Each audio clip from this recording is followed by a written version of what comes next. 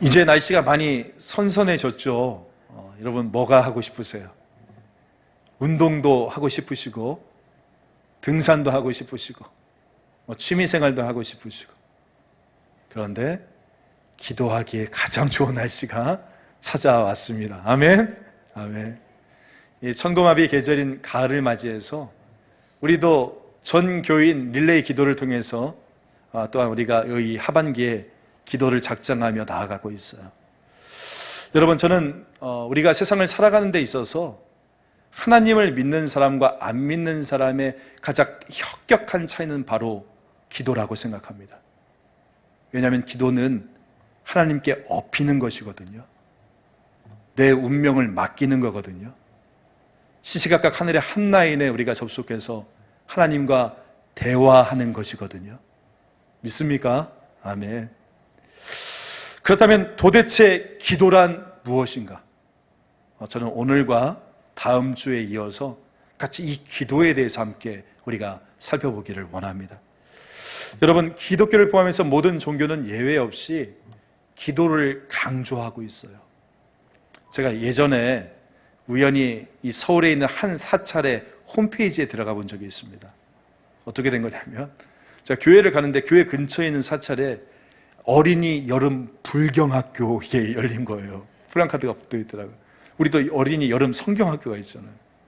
그래서 도대체 저기는 불경학교를 어떻게 하는가 이렇게 들어가 봤더니 거기에 보니까 흥미롭게도 신도들에게 기도란 무엇인가라고 설명해 놓았더라고요. 그래서 제가 한번 옮겨와 봤어요. 여러분 한번 들어보세요. 기도는 신에게 복을 받거나 절대자를 통해 기적을 이룬다기보다는 자기 마음속을 다스리는 한 방법이다. 기도를 한다는 것은 자기 마음에 집중하고 평화와 위로를 얻음으로써 육체적으로 건강한 상태를 유지할 수 있고, 어려울 때 무엇인가 의지할 것을 찾음으로 정신적으로도 평안한 상태를 되찾을 수 있게 해준다. 그러니까 기도하면, 아멘 하시면 안 돼요. 그렇게 기도하면 마음이 평안해지고 몸도 건강해진다는 거예요. 또 어려울 때 의지할 수 있는 힘도 준다는 거죠. 어디에서 이런 정의를 내리고 있다고요? 교회가 아니라 절에서 이렇게 말하고 있다는 거예요. 절에서. 계속해서 이렇게 이야기합니다. 기도에는 세 가지 자세가 중요하다. 첫째, 믿음이 중요하다. 둘째, 참회하는 마음이 중요하다. 셋째, 원망이나 미움 대신 자비의 마음을 갖는 것이 중요하다. 그런데 여러분, 여기서 참회를 회개로 바꾸고 자비를 사랑으로 바꾸면 우리가 교회에서 하는 기도와 거의 다를 바가 없지 않습니까? 여러분, 이게 기도입니까? 마음의 평안을 주고 어려울 때 의지할 것을 주고 이웃과의 관계를 좋게 유지하게 해주는 수단, 이게 기도입니까? 예전에 제가 한 TV 방송을 보는데 한 목사님이 이렇게 나오셔서 설교를 하는데, 이 주기도문 있잖아요. 주기도문 4글자지 않습니까? 주기도문을 설명하면서 주기도문 4글자 가운데 가운데에 있는 2글자 뭐예요? 기도죠. 이 기도를 빼면 뭐가 남습니까? 묻더라고요. 주문. 그러면서 하시는 말씀이, 그래요, 기도와 주문이 합해진 게 주기도문입니다. 이런 엉뚱한 주장을 이야기를 하시더라고요. 근데 여러분, 기도는 절대 주문이 아닙니다. 기도와 주문이 합해진 것이 주기도문이 아니라는 거예요. 그렇다면 성경이 말하는 주님의 기도라는 것은 과연 무엇인가? 저는 그 해답을 오늘 우리가 보고 있는 누가복음 11장이 우리에게 주고 있다라고 믿습니다. 그래서 오늘 이 본문이 굉장히 중요한 본문인 거예요. 먼저 오늘 본문의 내용을 보면 한 제자의 요청으로 시작이 되어지고 있습니다. 우리 1절 말씀을 같이 한번 읽어볼게요. 시작. 예수께서 한 곳에서 기도하시고 마치심에 제자 중 하나가 여짜오되, 주여, 요한이 자기 제자들에게 기도를 가르친 것 같이 우리에게도 가르쳐 주옵소서. 보니까 가르쳐 달라는 이 요청으로 주기도문의 기도가 시작하고 있죠. 여러분, 1절에 나와 있는 이 요한이 누구냐면 세례 요한이에요. 당시 유대 랍비나 이 세례 요한의 제자들은 다 모두 모범 기도문을 가지고 있었습니다. 왜냐하면 예나 지금이나 기도하는 게 가장 어려웠거든요. 그래서 어떻게 기도할 수 있는가? 이것이 늘 숙제였던 겁니다.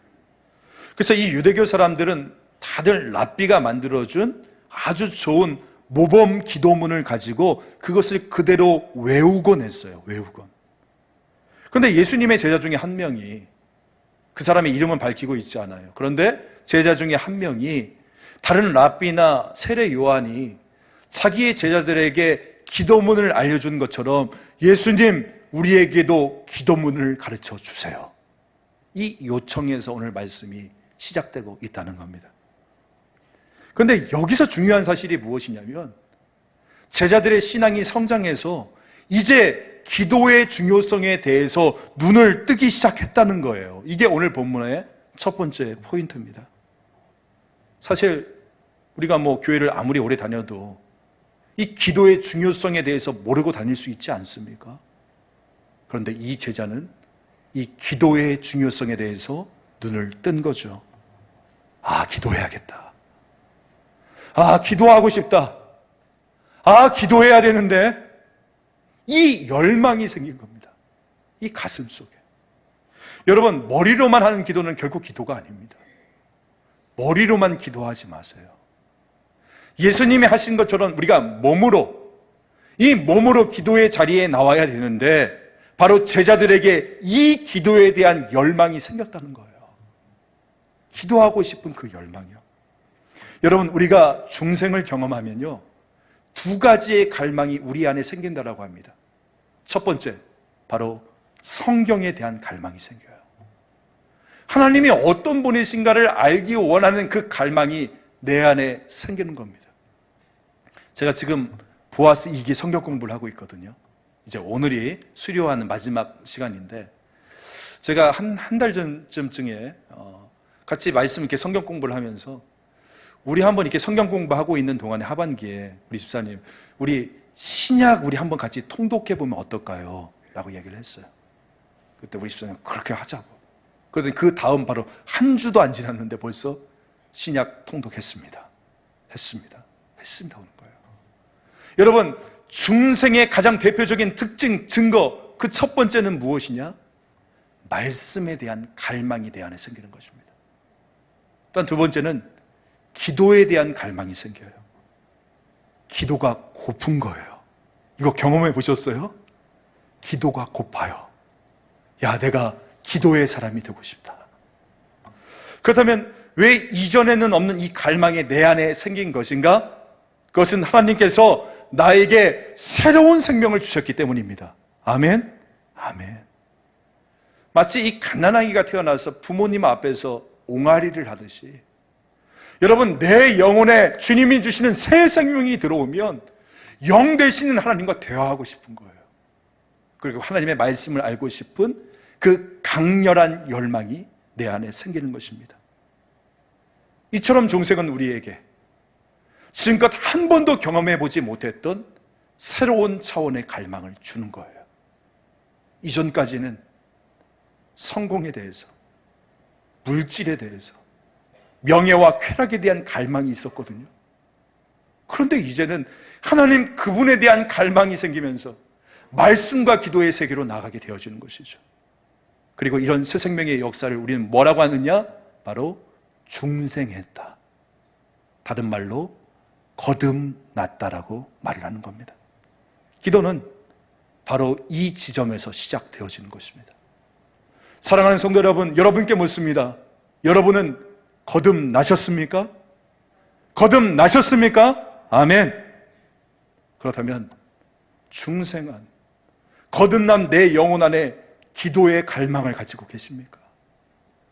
내 영혼에 생명이 주어졌기 때문에 그 영 되시는 하나님과 대화하고 싶어. 여러분, 지금 기도를 구하고 계십니까? 바라기는 주여, 오늘 우리 안에 이 가을에 기도의 갈망을 허락하여 주옵소서. 다른 무엇보다 기도의 사람이 되게 하여 주옵소서. 이것이 오늘 저와 여러분의 고백이 되어지기를 간절히 소망합니다. 그렇다면 왜 우리는 예수님께 기도를 배워야 될 것인가? 왜 예수님께 기도를 배워야 됩니까? 제가 거꾸로 한번 여쭤볼게요.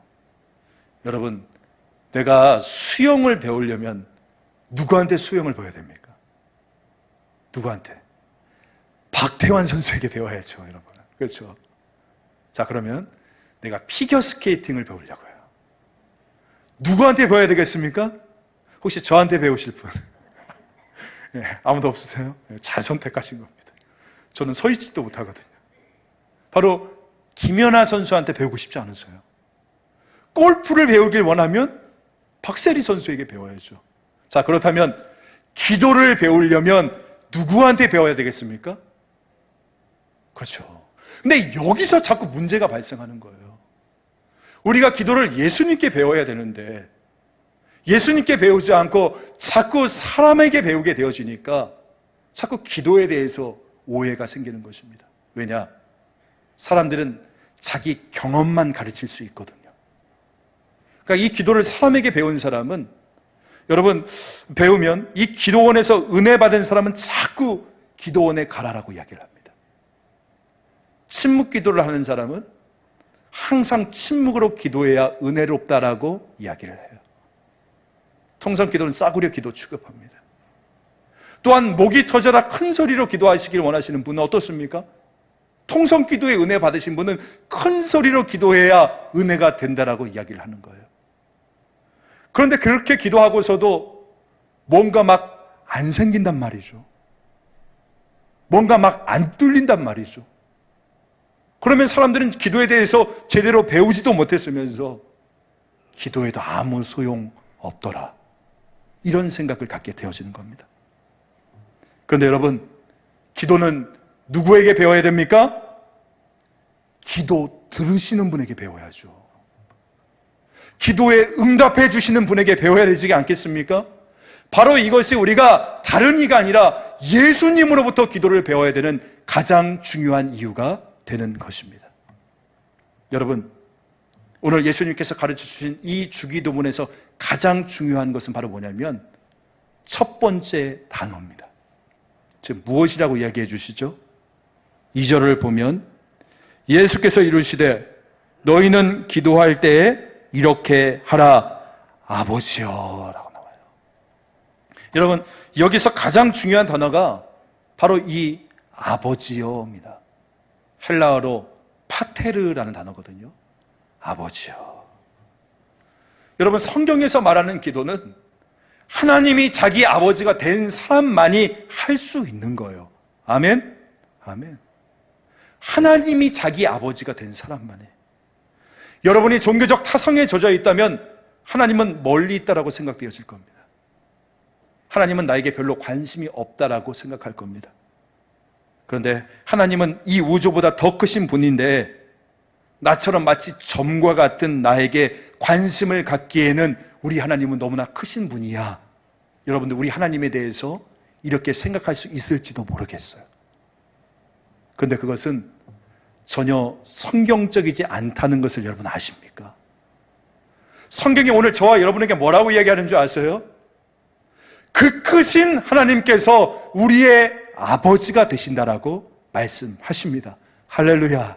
아버지라고 말씀하시는 거예요. 그래서 지난번에 그 예수님께서 70명의 제자들이 돌아왔을 때 드렸던 그 감사 기도에 보면 아버지라는 말을 5회 반복하시고 계시는 겁니다. 그리고 그 중에 하나는 내 아버지, my father, 이렇게 하시지 않습니까? 우리 누가복음 10장 22절 말씀 같이 한번 읽겠습니다. 시작.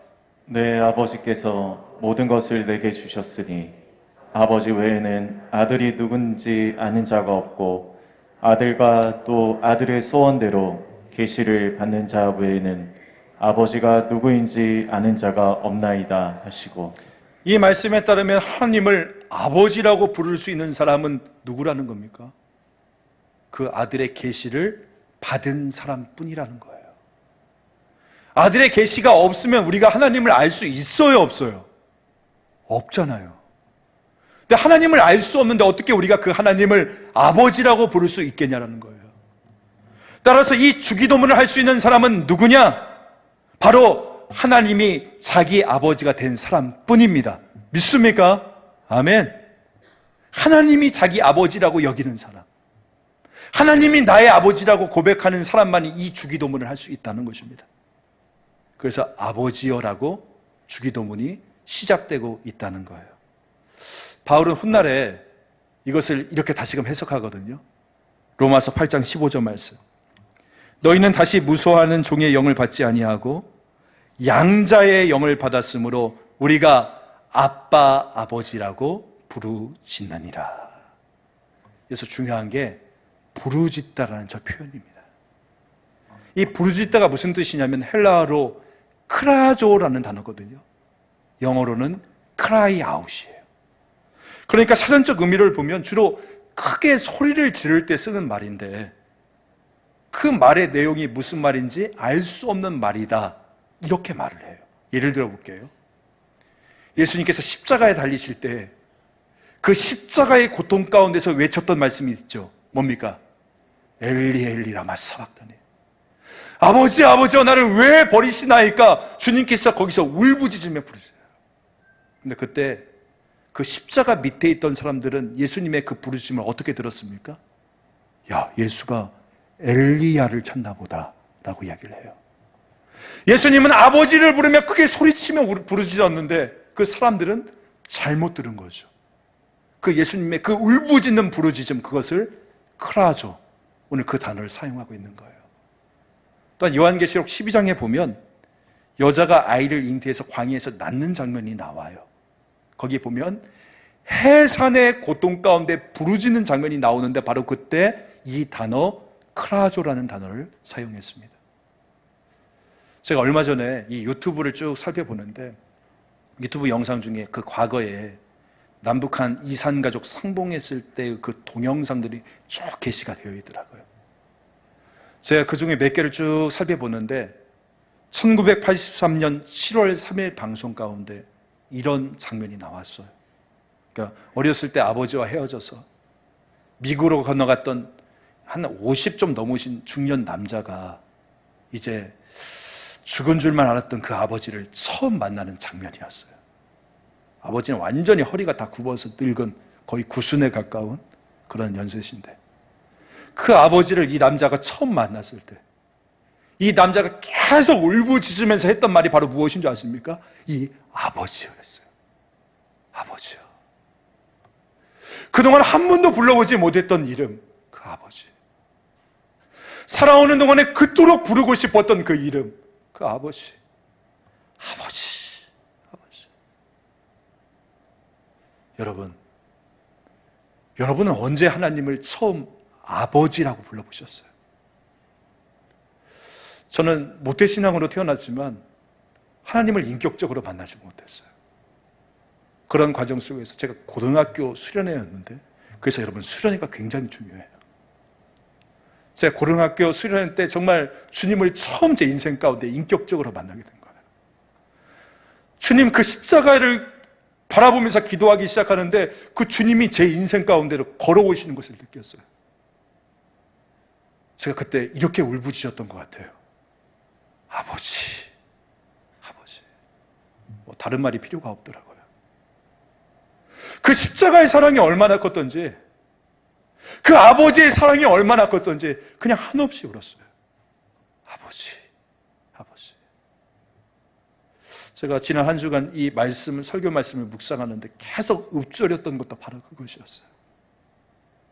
아버지 사랑 내가 노래해. 아버지 은혜 내가 노래해. 그 사랑 변함없으신, 거짓 없으신, 성실하신 그 사랑. 아버지 사랑 내가 노래해. 아버지 은혜 내가 노래해. 그 사랑 변함없으신, 거짓 없으신, 성실하신 그 사랑. 여러분, 지금 이 노래를 부를 수 있다는 것이 얼마나 감격이고 나에게 주시는 큰 행복입니까? 여러분 기억하세요? 주기도문의 출발점, 그 시작은 바로 아버지 사랑, 십자가의 사랑에서 시작되어지는 것입니다. 주 안에서 사랑하는 성도 여러분, 성경에서 말하는 이 기도라는 것은 아버지가 아들을 주셨고 그 아들의 계시를 통해 아버지를 알 수 있는 사람만이 할 수 있는 것이 바로 이 기도라는 것입니다. 이것이 바로 주님께서 우리에게 가르쳐 주시는 기도라는 거예요. 누가복음 15장에 보면 탕자의 비유가 나오죠. 탕자가 정말 굶어 죽을 것 같아서 돌아오잖아요. 근데 아버지가 자기는 아버지를 알아보지 못했는데 아버지가 먼저 그 아들을 알아보고 어떻게 합니까? 저 멀리서부터 버선발로 뛰어오기 시작하는 거예요. 두 팔을 벌리고. 그때 그 탕자가 그 아버지를 보면서 첫 번째 그 아버지를 바라보자마자 했던 말이 무엇입니까? 누가복음 15장 21절에 이렇게 나와요. 아버지라고 나와요. 아버지. 그러면 그 뒤에 말은 굳이 하지 않아도 뒷말은 필요가 없는 거예요. 아버지 하고 나면 그 뒷말은 무슨 말을 하는지는 굳이 중요하지 않아요. 아버지를 보고 아버지에 안겨서 아버지라고 부르실 때 여러분 기억하십시오. 우리의 존재가 회복되어집니다. 우리와 아버지와의 관계가 회복되어지는 것입니다.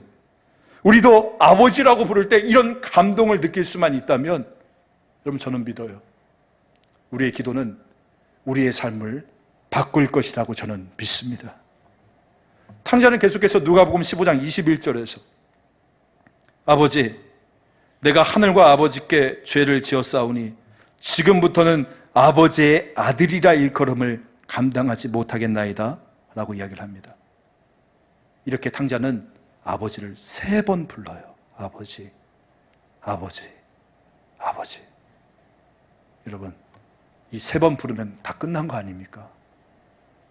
여러분의 자녀가 지금 아무리 큰 잘못을 했다 할지라도 여러분 앞에 무릎을 꿇고 고개를 숙이며 아버지, 아버지, 아버지 부르면 다 끝난 거 아닙니까?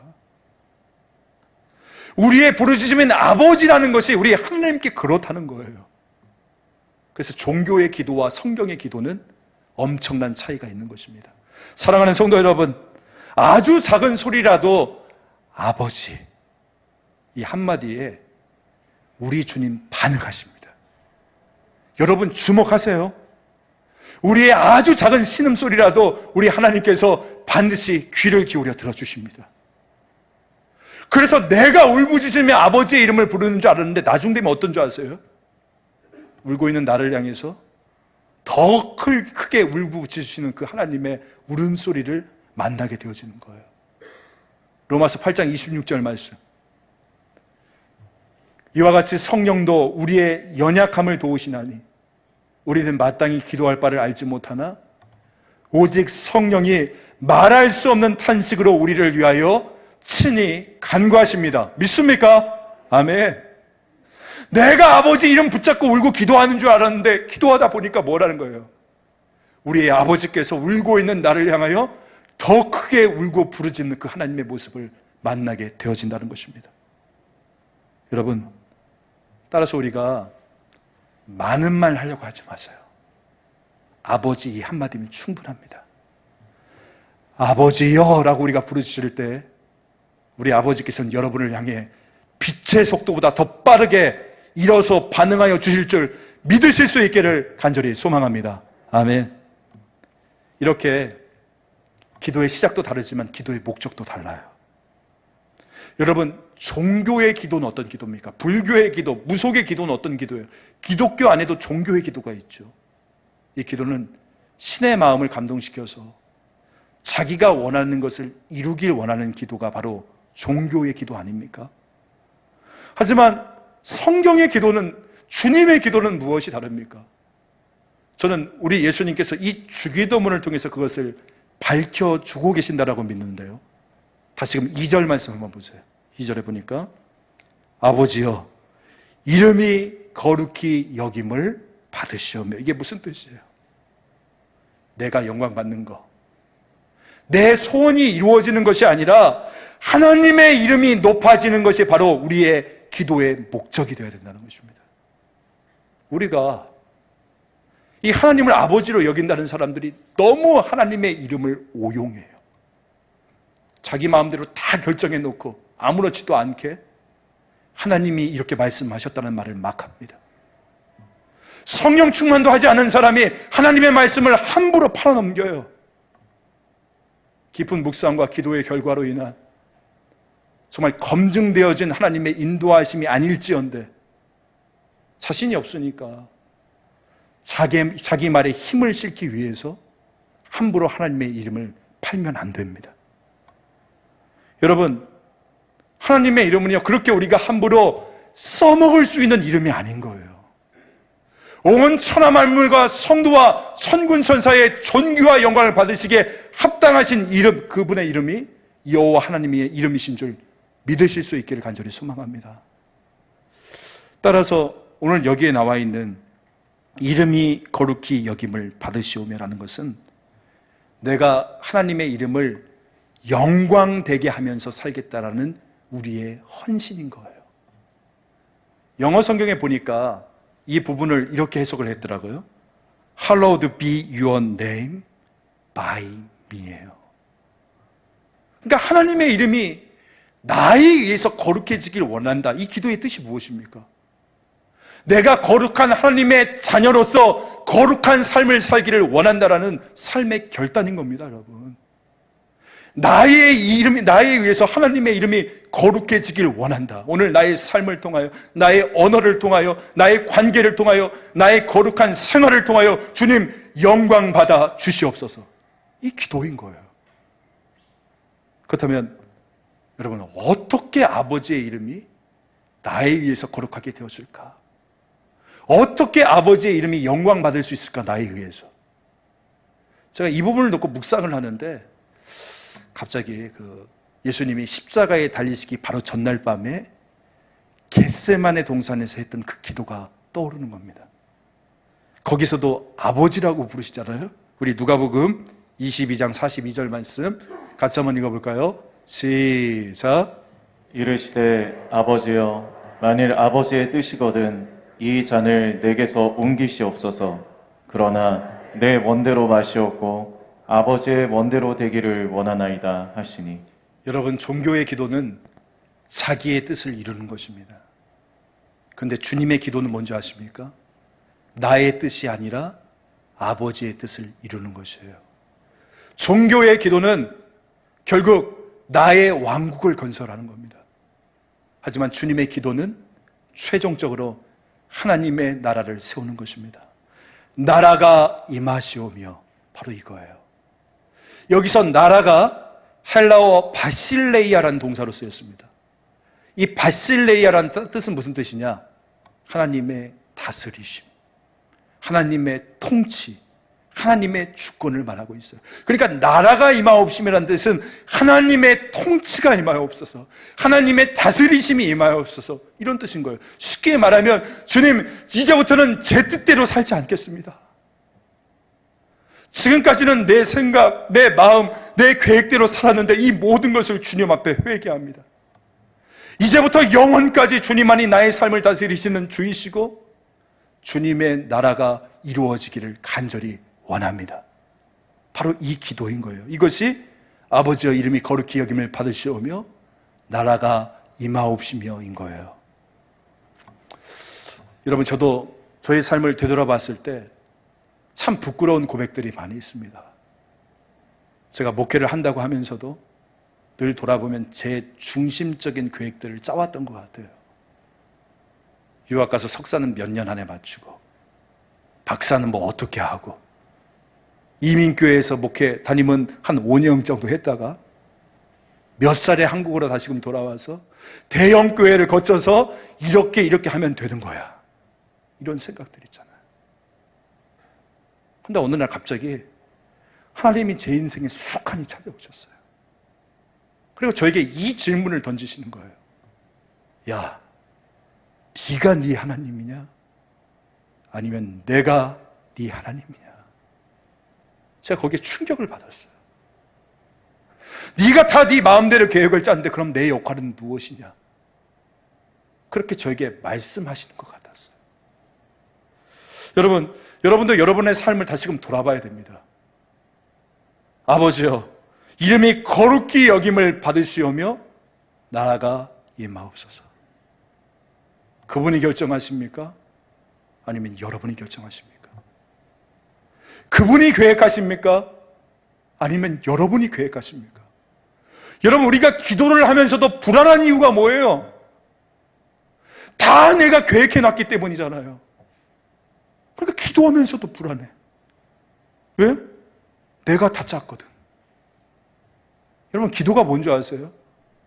기도는 하나님을 하나님 자리로 올려드리는 것이 바로 기도인 것입니다. 자, 독일의 유명한 신학자인 본 회퍼는 이런 이야기를 했어요. 우리가 그리스도를 만날 때 둘 중 하나는 죽어야 된다. 내가 죽으면 그리스도께서 사신다. 근데 내가 살면 그리스도께서 죽으신다라고 얘기를 했어요. 사랑하는 성도 여러분, 종교의 기도는 그 왕국에 내가 왕이 되어서 심지어 하나님까지도 이용하는 거예요. 우리 그런 경우들 얼마나 많이 있습니까? 하지만 주님의 기도는 왕이신 하나님의 뜻을 이루기 위해서 내 자신이 죽는 겁니다. 기도를 참 많이 하는데 제일 무서운 게 뭔지 아세요? 내가 살아있는 거예요. 내가. 자기가 살아있는 기도. 여러분, 이것보다 더 무서운 기도가 없어요. 자기가 살아있어서 자기의 왕국을 건설하는 것보다 더 무서운 기도가 없다니까요. 기도는 열심히 해요. 근데 기도의 중심은 늘 뭐예요? 나예요. 나의 왕국이에요. 이것이 바로 종교의 기도인 거죠. 근데 여러분, 우리 예수님 한번 보세요. 그분은 하나님이셨지만 인성을 입어 이 땅에 오신 예수님께서는 자기가 죽어야만이 하나님이 영화롭게 된다는 것을 아시고 기꺼이 그 십자가의 길을 걸어갔지 않습니까? 따라서 이 주님의 기도는 우리의 기도의 목적을 다시 한번 저와 여러분에게 묻고 있는 거예요. 당신이 이렇게 열심히 기도하는 이유가 뭐냐? 오늘 주기도문은 저와 여러분에게 이걸 묻고 있는 거예요. 하나님의 영광과 그분의 나라를 위해서 기도하고 있는가? 주님의 기도는 오늘 저와 여러분에게 이것을 묻고 있는 것입니다. 예전에 저희 집에 거울이 2개가 있었거든요. 하나는 세면대 위에 이렇게 붙어있는 그 거울이에요. 근데 늘 김이 서려 있어요, 제 기억에. 이 표면에 뭔가 늘 많이 끼어 있어가지고 제대로 안 보여요. 그래서 세수를 아무리 깨끗이 했지만 어때요? 비춰지는 얼굴은 늘 흐리고 일그러져 있는 거죠. 근데 안방 화장대에 있는 거울은 너무나 선명해서 얼굴이 너무 잘 보이는 거예요. 여러분, 오늘 이 주님의 기도는 내 기도의 동기와 목적이 과연 얼마나 바르고 깨끗한가를 우리에게 비춰주고 있는 일종의 거울입니다. 거울이에요. 그래서 이 주님의 기도에 항상 내 기도의 제목을 비춰봐야 돼요. 아버지여, 당신의 이름이 영광받길 원합니다. 당신의 나라가 오늘 내 삶 가운데 임하기를 원합니다. 이것을 여러분 늘 묻고 기도하셔야 되는 것입니다. 말씀을 마칠게요. 여러분, 예수님은 제자들뿐 아니라 오늘 이 말씀을 듣고 있는 저와 여러분에게 이 주기도문의 첫 부분을 가르쳐 주셨습니다. 여러분, 하나님의 이름을 영화롭게 하는 것이 진짜 기도입니다. 아멘. 아멘. 하나님의 이름을 영화롭게 하는 것이 우리의 기도예요, 여러분. 저는 우리 영창중앙교회가 하나님의 이름을 영화롭게 하는 그런 공동체가 되어지길 원합니다. 여러분의 기도를 통하여 주여 영광 받아 주옵소서. 이게 저의 소망이에요. 저의 기도가 내 자신에 국한되어져 있는 것이 아니라 내 삶을 목적을 두고 기도하는 것이 아니라 주님, 제 인생을 통하여 하나님의 이름이 높아지길 원합니다. 제가 죽더라도 하나님의 영광만이 드러나길 원합니다. 나의 뜻이 아니라 주님의 아버지의 뜻대로 이루어지길 원합니다. 이 기도가 바로 주님이 우리에게 가르쳐 주시는 이 기도인 것입니다. 내가 기도해서 응답받아서 내가 왕이 되는 거? 여러분, 이거 종교의 기도예요. 그런데 기도 가운데 내가 깨지고 내가 죽고 예수가 살아서 하나님의 나라가 이루어지는 것, 이것이 바로 주님의 기도입니다. 저는 우리가 같이 이 주님의 기도를 통해서 하나님을 아버지라고 부르고 그 아버지의 사랑을 우리가 같이 노래하고 그리고 그 구원의 온전한 역사를 이루며 이 바른 기도가 되게 하는 이 영적인 축복을 이 기도의 계절인 이 가을에 오늘 저와 여러분이 함께 누릴 수 있는 그 놀라운 은혜가 우리 가운데 충만히 임하기를 주 예수 그리스도의 이름으로 여러분을 축복합니다. 아멘. 하나님 아버지 감사합니다. 오늘 우리에게 주시는 이 말씀을 다시 한번 붙잡고 하나님께 나아갑니다. 아버지, 나의 아버지, 내 힘으로 아무것도 할 수 없어서 주님 앞에 부르짖으며 아버지, 아버지 주님께 부릅니다. 지쳐있는 우리의 영혼들, 상처받은 우리의 영혼들, 낙심하고 아무런 힘이 없는 우리의 영혼들, 그러나 아버지에 대한 소망을 붙들고 이 시간 주님께 부르짖고 나아갈 때 우리의 아버지 되시는 그 크신 하나님께서 역사하여 주시어서 오늘 우리에게 아버지 사랑을 깨닫게 하시고 아버지의 은혜를 노래하게 하시고 그 변찮고 거짓 없으신 성실하신 주님의 사랑만을 노래할 수 있는 우리의 삶이 될 수 있도록 역사하여 주옵소서. 다시 한번 이 주님의 기도 앞에 우리의 기도의 목적을 다시 한번 돌아보게 되어집니다. 내가 이렇게 열심히 기도하는 기도의 이유가 무엇인가? 과연 하나님의 영광과 그분의 나라의 임재를 위하여 기도하고 있는가? 다시 한번 돌아볼 수 있는 저희들 되게 하시고 오늘 당신의 이름이 당신의 나라가 이 땅 가운데 임하기를 원합니다. 다시 한번 기도하며 나갈 수 있는 그래서 나의 뜻대로 마우시고 주님의 원대로 이루어지기를 원합니다라는 그 기도의 수준까지 나아갈 수 있는 저희 모두들 될 수 있도록 아버지 이 시간 하늘의 은혜를 허락하여 주시옵소서. 감사드리며 구주 예수 그리스도의 이름으로 기도합니다. 아멘.